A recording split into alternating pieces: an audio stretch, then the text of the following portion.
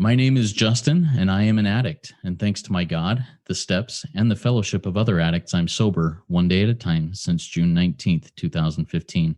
And for that, I am beyond grateful. Welcome to the RECO12 speaker meeting. We are an organization whose addictions include alcohol, drugs, lust and sex, food and gambling, just to name a few. We come together from all places, faiths, and backgrounds to learn the similarities of addiction and to gain the tools and hope from others who are walking a similar path. We invite other recovering addicts with at least 1 year sobriety and who are actively working their recovery in their respective fellowships to share their experience, strength, and hope on a live Zoom meeting each Friday at noon Central Time for 20 to 25 minutes. Then we, the live audience, get the opportunity to ask questions of the speaker for another 20 to 25 minutes. In order to ask questions, please type them in the Q&A link at the bottom of your Zoom window. If you're hearing this podcast recorded and would like to participate as a live audience member in the future, or if you'd like to be a guest speaker in a future meeting, and we are filling slots in March and April right now, please go to www.reco12.com. That's RECO12.com to learn more and submit your email address there to receive weekly invitations or to submit to become a guest speaker. RECO12 is a self-supporting service, and we appreciate your help in keeping it that way. We gratefully accept contributions to help cover the costs of the Zoom platform, podcast platform, web hosting, and administrative costs. To contribute, you can go to reco12.com/support, or you can click the link to PayPal, which will be in the chat of the live meeting and also in the show notes. When you contribute, please specify the meeting number. This is meeting number 34. Last week's meeting was with Yitzi R., and he spoke on the topic, I've recovered, now what? If you missed hearing that very good meeting or any other meeting that we have done in the past, you can listen to them in podcast form by searching for RECO12 Speaker Meeting Podcast on virtually any podcast platform that you use. Or you can go to the RECO12 website and find it under the link podcast. If you find value in this service, please take a moment to go to the podcast platform of your choosing and leave a rating and review. It really does help us work our 12th step by carrying the message of recovery to more addicts who suffer. Now, one more word about our speakers before we introduce today's speaker. When we line up a speaker for a meeting, we ask them to seek guidance on what and how to present so that they can reflect the light that they have been given. That light will inspire hope, meaning, worth, and growth in each of us, the listening audience. Now, let's introduce our guest speaker for today, Jed, whose talk is entitled Attachment Rupture and Restoring Secure Attachment with Self, God, and Spouse. Now, here's a little background on Jed, who is our guest speaker for today. This is the bio that I've been sent. Jed experienced his first exposure to pornography at 9 years old when he was out riding a little motorcycle his dad had purchased for him and his brother. He had stopped to explore an old barn and found some pages someone had stashed away. His entrapment with addiction covers a span of nearly 20 years, culminating in finally reaching the point of humility where he admitted that he was an addict and needed help. Throughout two full years of counseling and 12-step work, Jed experienced the wonderful healing of the attachment ruptures that had been left in the wake of his addiction. His experience working with a professional counselor who specializes in pornography addiction led him to a decision to go into the field and also specialize. He has been working as a licensed therapist for 10 years now and practices online using HD video conferencing, which allows him to work with people all over the country and even with some people overseas. Today, Jed will be talking about how addiction causes attachment rupture with the self, with God, and with the spouse, and then how recovery brings an opportunity to restore secure attachment in all of these relationships. Take it away, Jed. The floor is yours until the bottom of the hour. Okay. Thanks so much, Justin. It's great to be with you. I'm looking forward to sharing something that for my recovery was super fundamental, and the understanding of it, I feel like set me free from a lot of frustration and shame, and also guided a lot of what I ended up understanding. And one of the most important tools I use when I'm helping people in their own recovery. So to kind of introduce attachment, it's something maybe people have heard about. It's a fairly popular psychology platform. But attachment theory started back after World War II. A guy named John Bowlby, who was a psychiatrist. They were working with a lot of kids that had been affected by the war. And a lot of them had been separated from their parents, either permanently because of death or because of the war. They'd been evacuated, a few things like that. And so he came up with a theory that hypothesized that kids who had certain things missing in their relationship would end up having attachment struggles, that they wouldn't know how to do relationships as well. And so that's kind of where attachment theory got its start. What Bowlby found were three things being vital to relationships and the ability to feel secure in a relationship. I'm going to share my screen now for those who are watching, and for those not, I can put a link. I'll send Justin these handouts in PDF form so you can download those.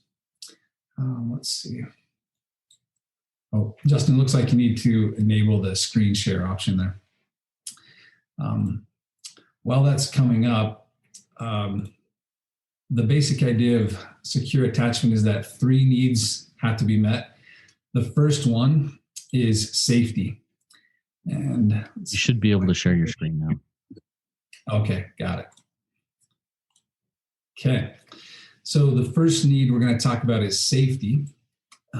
Safety basically boils down to the ability to feel that there's consistency and trust. So for example, physical safety would mean that I've got a place that I feel is safe to live, to get food, to have enough. I don't have to worry about where my next meal is coming from, for example. Consistency around emotional needs and safety is, I feel like if I have an important thing to share, if I have an emotion, I can share it and I won't be belittled or made fun of or ignored. And then trust has to do with the ability to know that the person who's my attachment figure is being honest. And when I have that consistency, I know that the things they say, they follow through on for the most part. That helps me to feel safe. The second need we'll talk about is belonging. Belonging is the feeling that I could not be replaced. In other words, I'm special and I'm needed. Pretty self-explanatory. We just need to feel that I'm not just some random person to this attachment figure in my life. They wouldn't replace me easily. And if I were gone, it would be noticed and I would be missed. And I feel like I have a special spot in this relationship. And then the final need is esteem. Esteem is a sense that I'm worthy of love and connection. Pretty simple on that one. We just want to feel that we're worthy to be loved and that our connection is something that's valued. So when we have those needs arise, and we will because life is stressful in different ways at different age periods, when a stress arises, attachment theory would say that we need to turn to someone we would call a primary attachment figure, and they would help us to meet our need. And as they help us meet our need, we then both move on to relaxation. So a quick classic example would be a mother and a baby. When a baby's hungry, that's a safety need that's in a state of stress. It doesn't feel very good to have an empty stomach. So the baby lets the mom know about that stress by crying. The mom actually also goes into a state of stress because it doesn't feel good to have your baby crying. And her stress would be more related to belonging and esteem. She wants to be the one who knows how to take care of her baby, and she doesn't want to be replaced by anyone else. Younger and wiser and kind, the mom picks up the baby and feeds the baby. And almost immediately as that warm milk goes into the baby's stomach, it starts to relax. And also for the mom, as she looks down at that cute little baby face and sees the baby relaxing, she also relaxes. And both of their needs were met. The baby got the food that it needed and some belonging. And the mom got a great sense of belonging and esteem. So every time that happens, we call that the dance of attachment. And every time that happens, whether it's feeding or as they grow up in other ways, we call that an attachment experience in the dance of attachment. And the more that that happens, it reinforces the attachment and trust in that relationship. So as we move through life, ideally we should develop a secure attachment with our parents, and then with God, and then with a spouse. And then once we become, parents, we can become a secure attachment figure for our children. So here's where we have to talk about addiction. Addictive substances and activities come into play and become a substitute form of relaxation. And so let me share my screen again and show a different picture of this same cycle. So you'll notice that the needs of safety, belonging, and esteem don't change. Those are always going to be needs we have as humans. The stresses in life don't change. Those are going to be pretty much a part of everyone's life. What changes, though, is we find these shortcuts. Addictive substances or activities bring a sense of relaxation. They're a quick fix. And they're efficient and effective temporarily. But especially in the honeymoon phase of an addiction, it feels to the person who's experiencing the addictive substance or activity as if they had just found a new, extremely powerful primary attachment. Every time they turn to it, it shows up and brings relaxation. And it feels great, and it doesn't seem to have caused any problems. That honeymoon phase is one of the most dangerous phases of an addiction because we're getting entangled in something, not realizing that it actually is starting to create problems. One of the ways those problems come to the surface eventually is in the form of an attachment rupture. You'll notice that after the stress hits, what used to happen is we would turn to a primary attachment figure to feel safety, belonging, and esteem. What happens when we pick up an addictive substance or activity is we're replacing that person with a shortcut. So you can imagine what starts to happen to the feeling that person has in the dynamic dance of attachment. They start feeling like they've been replaced. They start wondering if they're worthy of love and connection, because if they were, why would we turn to something else besides them? And finally, safety starts to erode, because when an addiction shows up and we become more and more addicted, our consistency, the way that we show up in relation to our values, in relation to our roles, starts to change. And trust ultimately becomes eroded because most of the time with addiction, we're covering it up. We don't want people to know we're taking a shortcut. But when they find out that we have been, now the trust in the relationship gets damaged. And so you can see how safety, belonging, and esteem all just took a black eye and a bloody nose, so to speak. What used to feel like a secure attachment now has become what we would call an insecure attachment. And that happens in every significant relationship because addictions are counterfeit attachments and they replace real attachments. So with God, we start to feel on our side less safety. We start to feel like we don't belong because we don't feel worthy, which leads to the esteem. Our sense of being worthy of love and connection takes a nosedive. And so with God, we move away from his love. We start to doubt whether or not he would actually love us. And as a result of alienating or distancing ourselves from him, we have an attachment rupture. That's what's so wonderful about the beginning phases of 12 steps, right? Steps 2 and 3 lead us back to a place where we can start believing again in the possibility of a restored, secure attachment with God. where he has the power to help us, that he would love us enough to want us to come back into a secure attachment relationship with him. And then as we move into other relationships with ourselves, a lot of times the behavior we engage in goes contrary to the morals and values that we have been taught and that we wanted to have in our life. As a result, we have a secure attachment rupture because we don't feel even a sense of belonging with ourselves.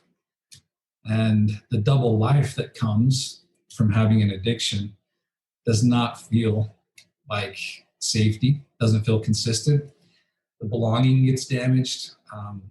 And even the esteem, toxic shame, is basically an attack on our esteem. We don't feel worthy of love and connection.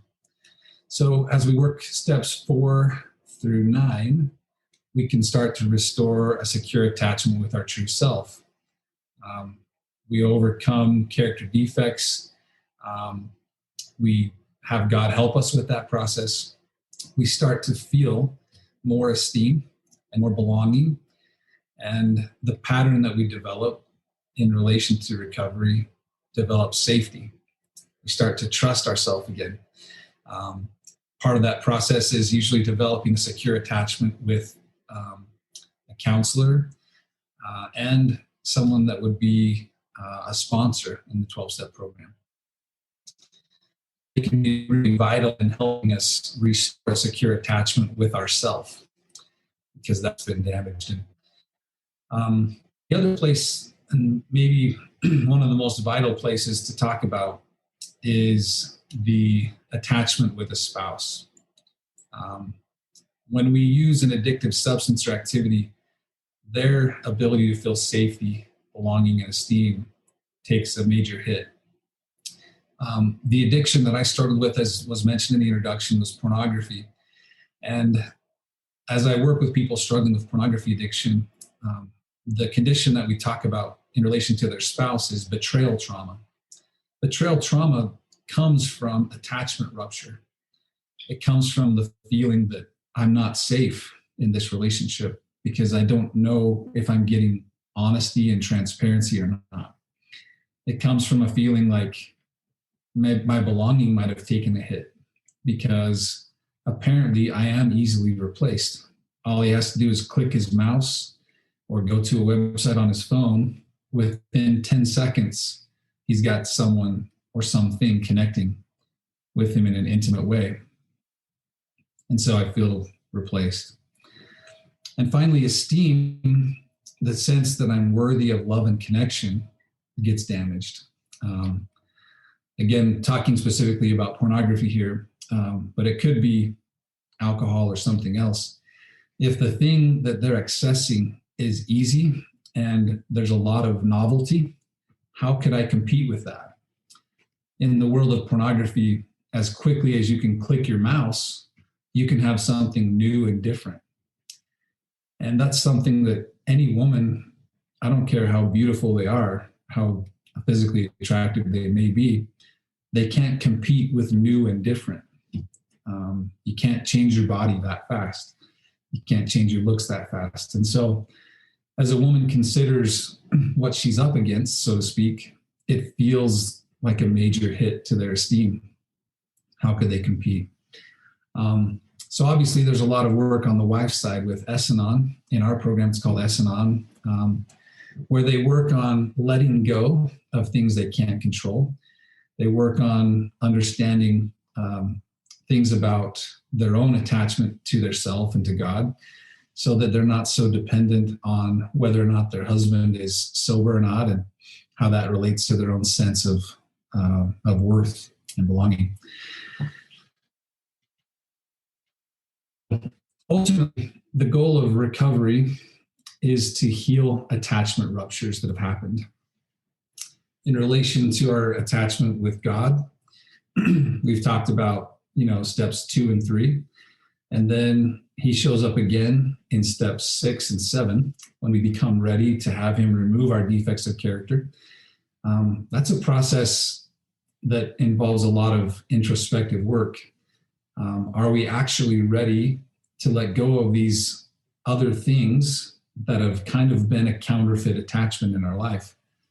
Sometimes that's lust, sometimes it's alcohol, but there's other subtle things that we've been using to prop up our life, like procrastination, telling half truths, accepting external validation instead of relying on internal validation.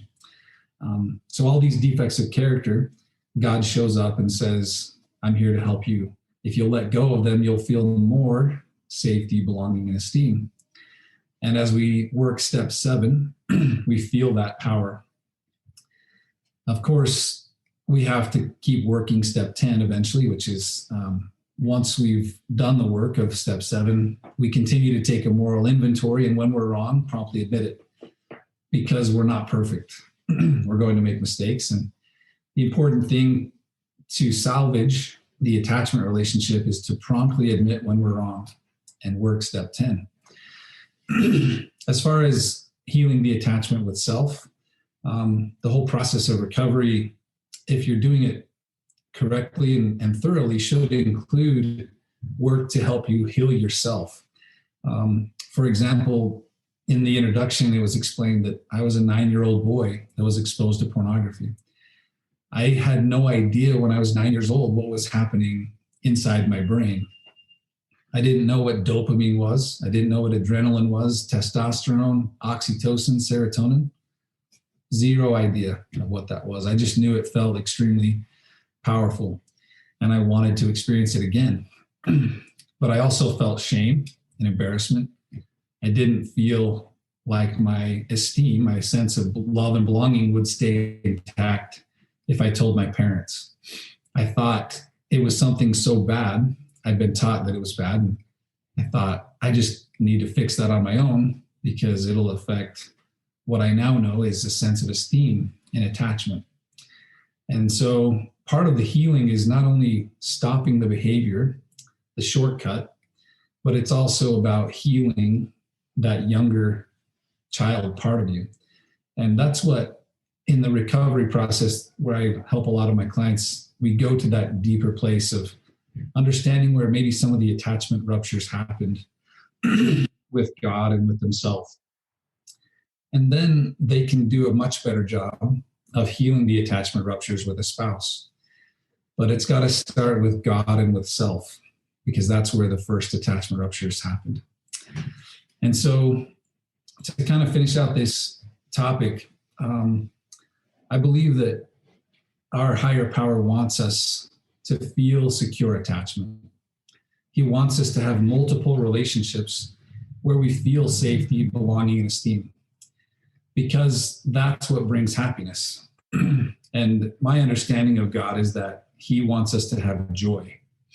And joy comes from committed relationships where we have secure attachments.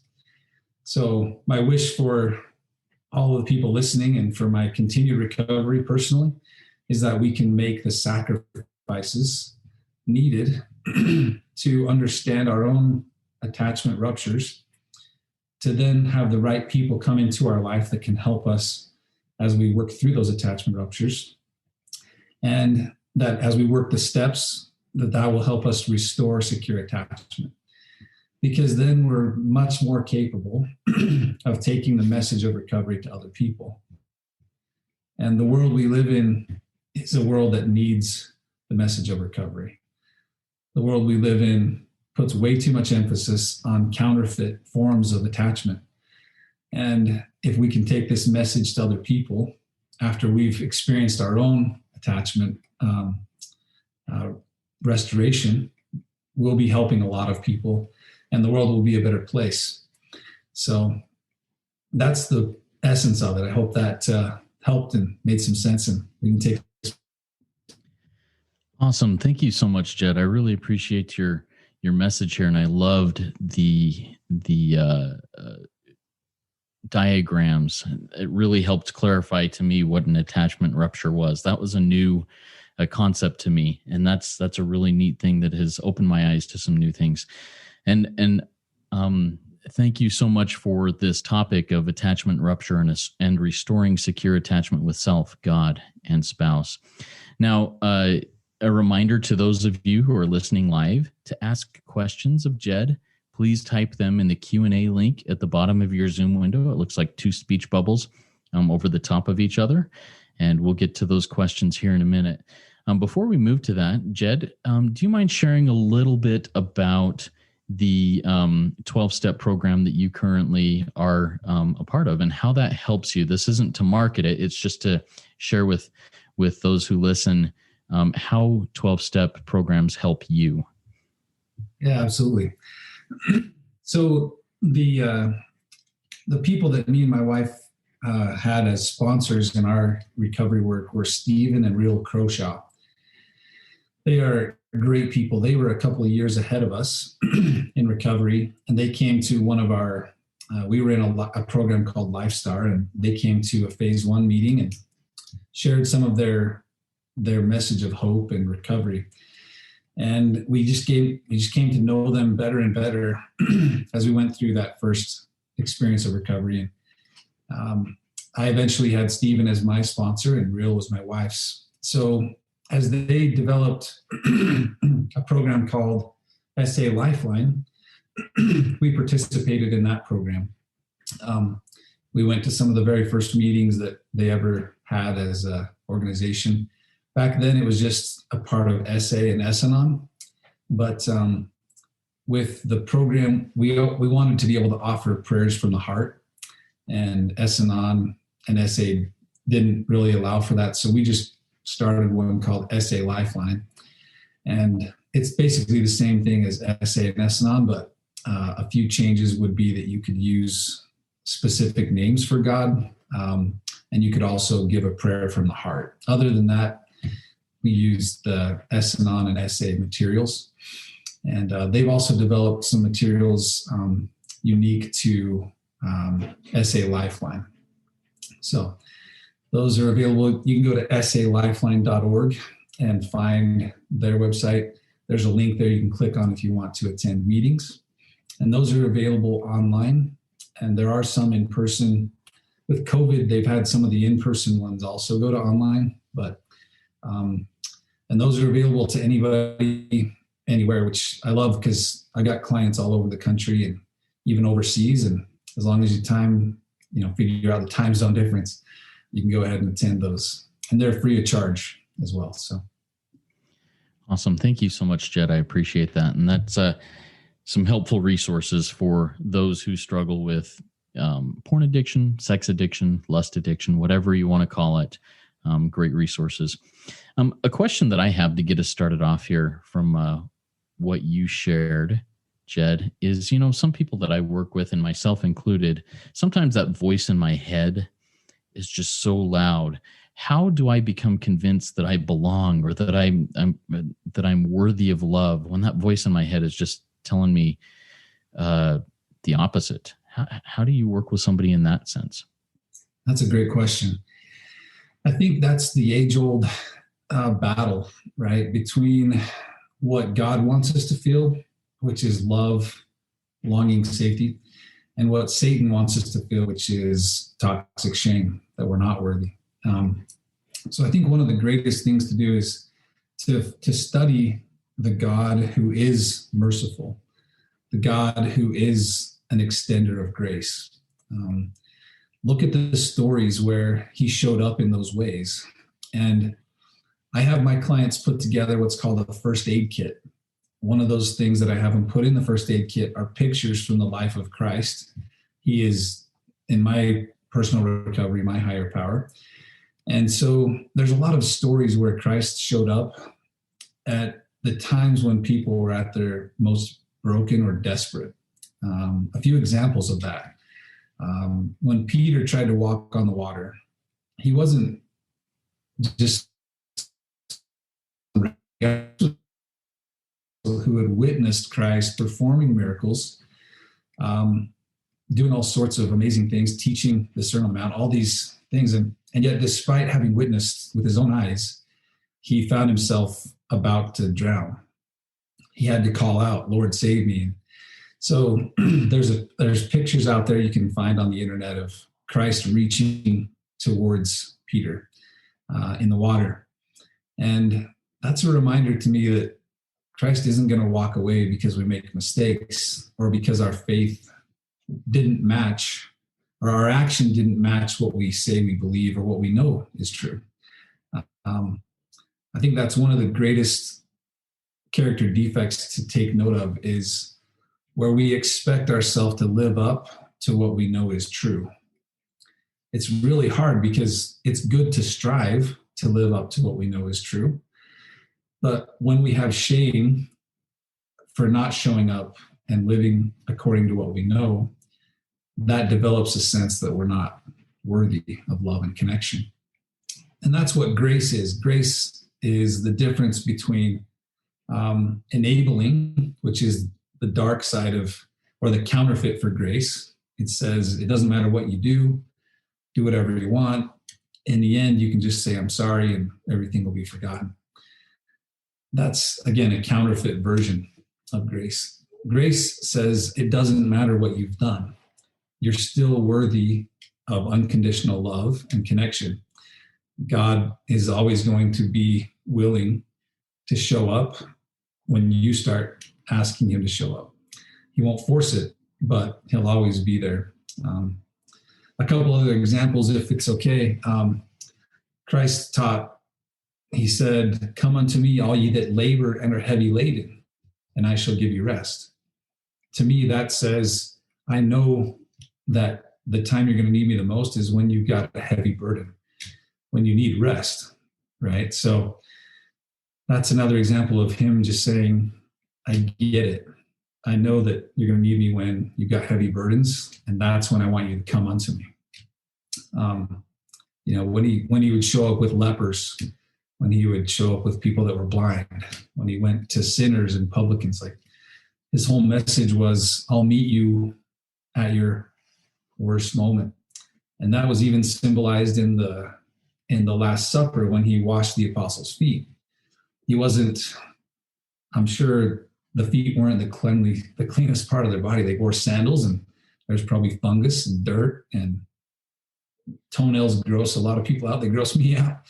I don't think I would want the Savior touching my feet, but he said, if you don't let me do this, you won't have a place with me in my kingdom. And I think what he was trying to do is send a message that you need to get this, that I'm here to show up at the stinkiest, dirtiest, worst place. And if you'll let me, I'll serve you in that moment. And in my recovery experience, that was one of my biggest character defects, was believing that I had to fix what I had done, and then I could approach God and ask for forgiveness. And the 12 steps taught me different. They said I could show up and believe in a power greater than myself, even though I had just admitted that I was powerless over something as bad as lust, So. Awesome. Thank you. And I loved that description of the feet washing, the Savior washing the disciples' feet, and Peter's in particular, with where you talked about there. I'd never quite put it that way or understood it that way. Thank you for sharing that. That opens my eyes to one more thing that I love about that story. Yeah. All right. We have a question that came in from one of our live attendees, Monroe. He asks, how can I teach proper attachment to my children? And this next part is just as vital, I think, and it's onto it. And how can I repair an attachment rupture with them, that I've caused? Oh, great question. So teaching secure attachment to your kids, obviously the best way is to model it. I think one of the ways that we really mess up as parents is when we act like we've got it all figured out. And we don't allow our kids to see our brokenness. I think especially around something embarrassing like pornography use, sometimes parents don't tell their story. They keep their story vague. In some ways, at some ages, that's appropriate. But as your kids become teenagers, they're not naive. They know this world is full of things like lust offerings. And so to share some of your own journey, some of your own desperate need for the atonement and for God, it opens the door for them to be vulnerable and to say, you know what, I think I had an experience like that too, where I felt an attachment rupture. But if we've never talked about the attachment rupture side of attachment, when they experience it, it's going to feel alien to them to be able to talk about it. So I think we have to be vulnerable and talk about the things that we do that may cause an attachment rupture. Like one of my character defects, and I'm 13 years into recovery and I'm still working on it, is patience. I've got 5 kids. 2 of them are teenagers. The third one's almost a teenager. And patience is something that I find myself having to work step 10 on. And I still have a lot of work to do there. But what I try to do is when I recognize that character defect came back, I try to go to the person, whether it's, my son who's a sophomore and just typical teenage stuff. I have to own my side of the drama that I participated in. If I acted like a victim because he wasn't doing the thing that I wanted him to do in the way I wanted him to do it, I have to come and own that and explain, hey, I've got this character defect. I've known about it for years. I've been striving to figure it out, but I'm still working on it. And I need to own that I made this mistake with you. That's what we call a repair attempt in attachment. And repair attempts are vital in all of our attachment relationships. It's what we do with God when we approach him and say, you know what, I made a mistake. It's what repentance is. And doing step 10 work is a great way to make repair attempts. The person who is on the other side of that has the agency to choose how to respond to our repair attempt. But the more humility and ownership we can take, the better that repair attempt is going to go. An example of maybe not being as humble as we could be is if we say, this and this happened, and I need to take ownership for it. If we use the word but to then defend and explain ourselves, we just devalued our repair attempt. And so that might be a key you could watch for is as you work on making repair attempts with your kids, try not to say but and explain or defend your behavior.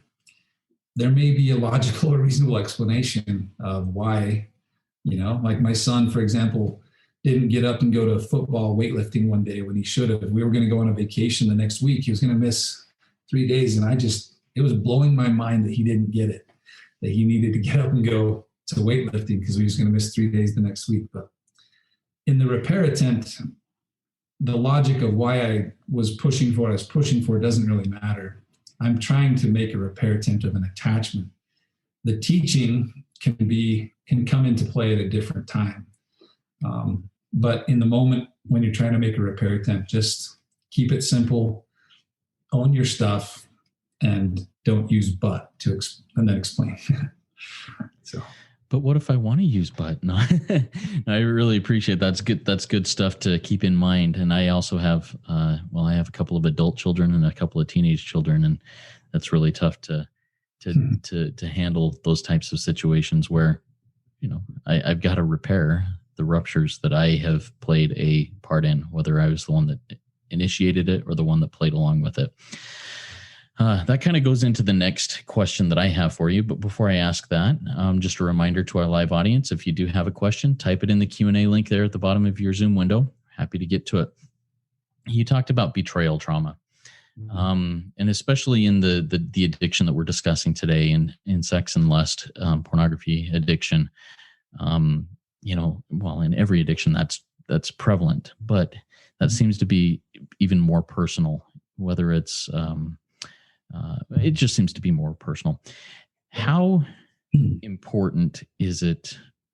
Well, let me back up a little bit. So many people that I talk to, that I work with in these types of situations come back and say, my wife says it's my problem. It's not hers, and that I need to deal with it. And she doesn't want any part of it.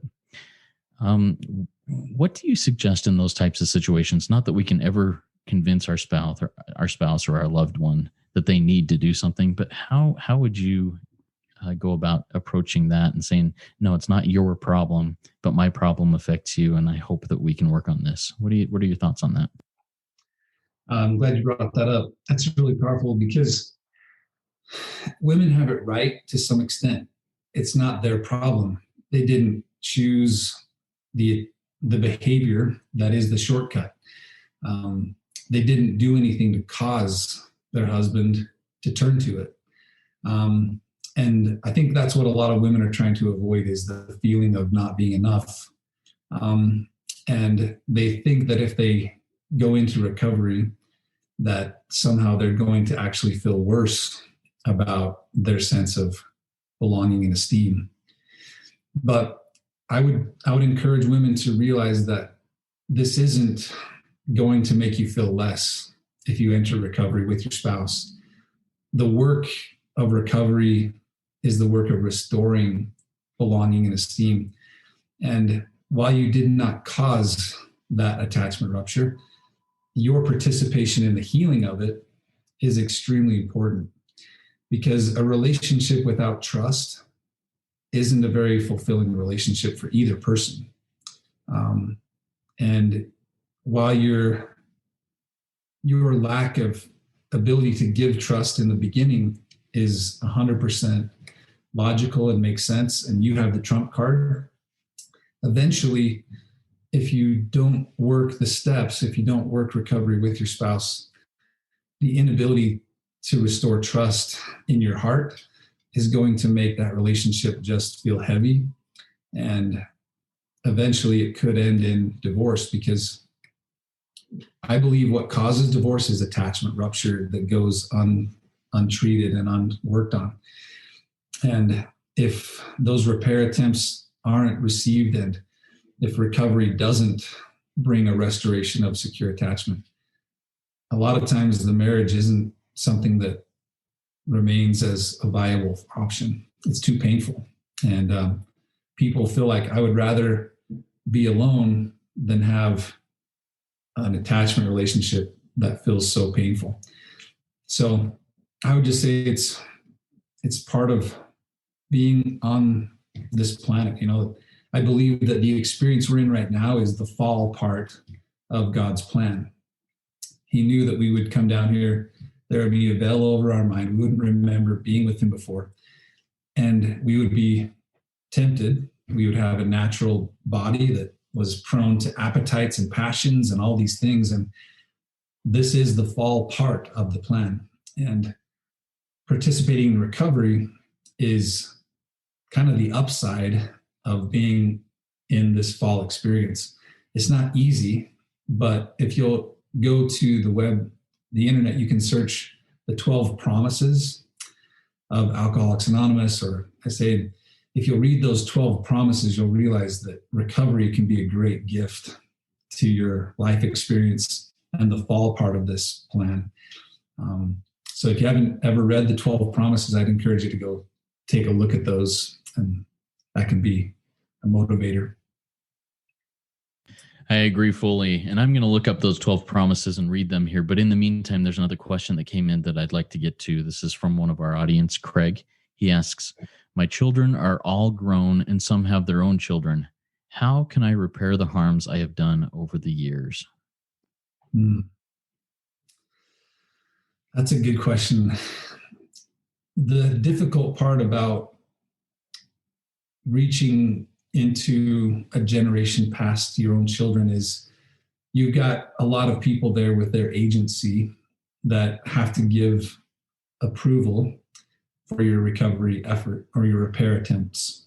So it's not simply, you can't leapfrog your children and go to your grandchildren, for example, and make repair attempts or ask them to engage with you in attachment. Some of the most difficult work, I think, happens and their parents. But what I would say is, if you can involve a professional, someone who has done the work to become a licensed therapist and knows how family systems and family dynamics work, they could help you do the personal work in preparation for making the offer. At that point, it is up to the adult children or grandchildren to receive that. But if you've done your own work first, you'll be in such a better place to present that in an assertive way that is more likely to be received. If it comes across at all passive aggressive or aggressive, it's just going to be another thing that they'll add to the list of things that is a reason why they don't want to connect. So assertiveness is huge. I talk about drama triangles and assertiveness communication being the way to avoid drama triangles. So working with someone who can help you identify your own communication that's ineffective and how to be more assertive would be a huge key. Thank you, Jed. I appreciate that. And I've got they're commonly known as the Step 9 promises, and there are also some Step 10 promises in the big book. These are found on pages 83 and 84, and the Step 10 promises are on page 84 and 85. But I'm just going to read the ones that he was referring to, which I'm sure is the Step 9 promises. If we are painstaking about this phase of our development, we will be amazed before we are halfway through. We are going to know a new freedom and a new happiness. We will not regret the past, nor wish to shut the door on it. We will comprehend the word serenity and will know peace. No matter how far down the scale we have gone, we will see how our experience can benefit others. That feeling of uselessness and self-pity will disappear. We will lose interest in selfish things and gain interest in our fellows. Self-seeking will slip away. Our whole attitude and outlook upon life will change. Fear of people and economic insecurity will leave us, and we will intuitively know how to handle situations which used to baffle us. We will suddenly realize that God is doing for us what we could not do for ourselves. And then the next paragraph, I think, is awesome enough to read here. Are these extravagant promises? We think not. They are being fulfilled among us, sometimes quickly, sometimes slowly. They will always materialize if we work for them. And I love those promises. Do you have any additional comments on those, Jed, as I read through those? No, I just would say that for some reason I didn't hear those for like the first year and a half of my recovery experience. And when I heard them for the first time and really looked at them, I was again convicted to the work of recovery, because all of those are amazing. Like to have even one or two of those come into your life would be worth it. To have all 12 is just, to me, that's what the miracle of recovery is the change that comes into our lives and our relationships because of it. And those 12 promises describe those really well. Awesome. Thank you. If we have no more questions, I have one more, and then we'll start wrapping this up. But if there is another question from the audience, please type it in the Q&A link. You mentioned inner child work, Jed. What is, and you didn't call it inner child work, but that's how I've understood it to be. What is your experience with the importance of going back to find those places from our childhood that have really been kind of a hinge point moment that have led us to where we are today? Why is that important? Yeah, that's a great question. So in recovery, in a type of therapy called internal family systems approach, a guy named Richard Schwartz that came up with it describes our true self. And there's 8 attributes of our true self. I'll read those off.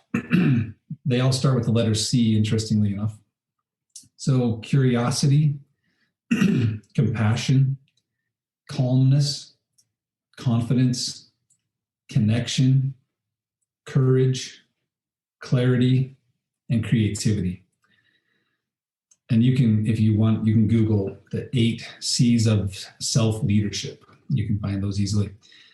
What he hit on there is in our lives when we experience things like addiction, what happens is our true self, parts of it go into exile.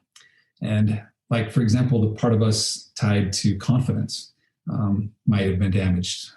The part of us tied to curiosity might have taken a hit. Like when I was exploring that barn at 9 years old, I was curious. I was just a curious 9-year-old kid. I wanted to go climb and, see what was in the barn. And finding that made the curiosity part of me take a hit, because it all of a sudden felt unsafe to be curious.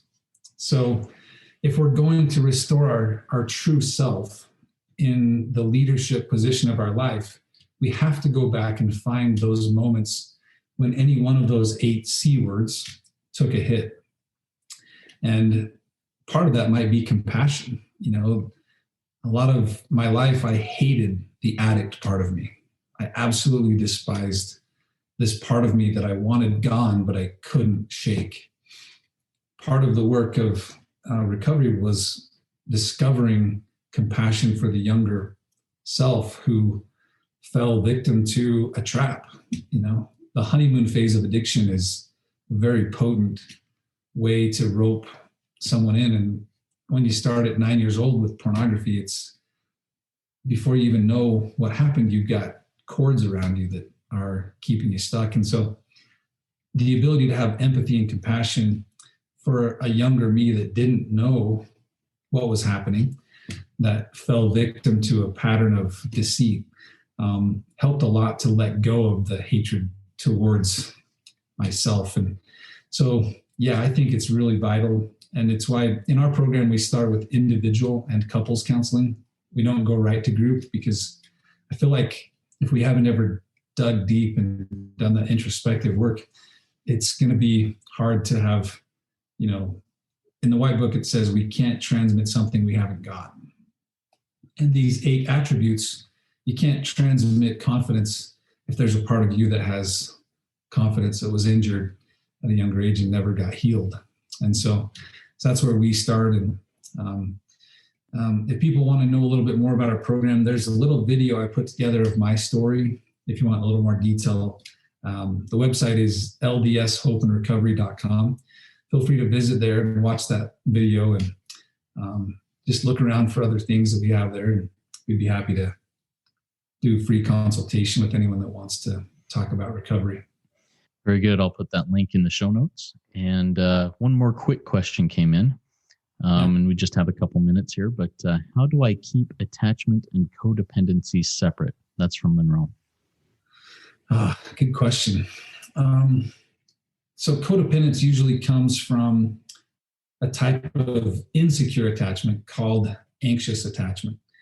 When we're desperate for someone to connect with us who has been taking a shortcut, what we'll do is we'll anxiously try to attach with them. And anxious attachment creates this feeling of, I kind of feel connected to them because I kind of get them to give me what I want, but I don't really trust it. I don't really know if it's coming from them sincerely or if I'm forcing it out of them. And so instead of being able to move on to relaxation, we stay stuck in a place of anxious attachment. So anxious attachment cycles between having our need met and having stress. And it's not a fulfilling form of attachment. And by the way, usually addicts have a form of attachment called avoidant attachment. There's a whole lot of work there to describe all those, but essentially anxious and avoidant attachment is the dance of an addict and a codependent, if you look into it. So, anyway, there's so much good stuff on attachment. I love it. Anyway. Oh, thank you for sharing all of that good stuff on attachment. And there's so much more. We didn't even scratch the surface. And thank you again, Jed. That was a great RECO12 weekly speaker meeting for all addicts and those wanting to learn more about addiction and the recovery therefrom. If we didn't get to your question, or if you have other questions, please go to RECO12.com/forum and join in the community and ask those questions and answer others' questions that will come up there. I invite our audience to come back next week. If you've not yet gone to RECO12.com and submitted your email address to get on the weekly invitation list so you can get links to join us live each Friday at noon Central Time, please go do so.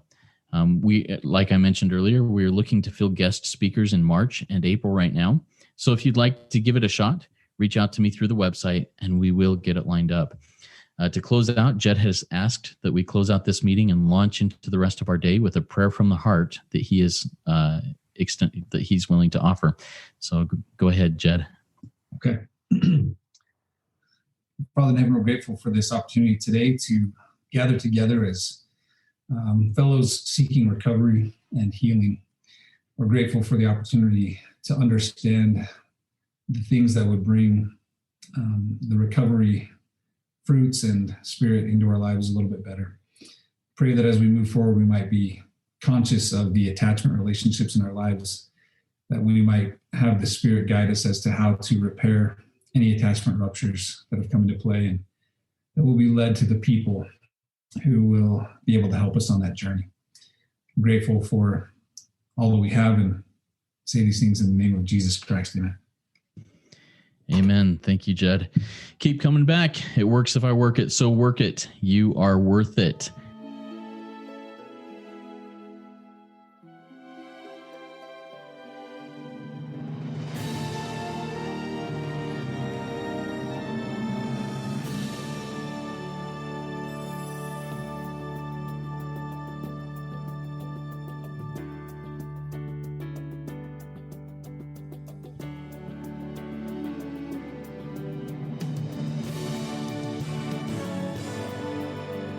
Standing still a moment, carving out this time, reflecting on the landscape of this life of mine. Peaks too high to conquer, streams too wide to cross, troughs too deep to walk through without incurring loss. Yet here I am, still standing tall, despite the rough terrain. One like me survived the storms and walked through wind and rain. Still standing, I will fight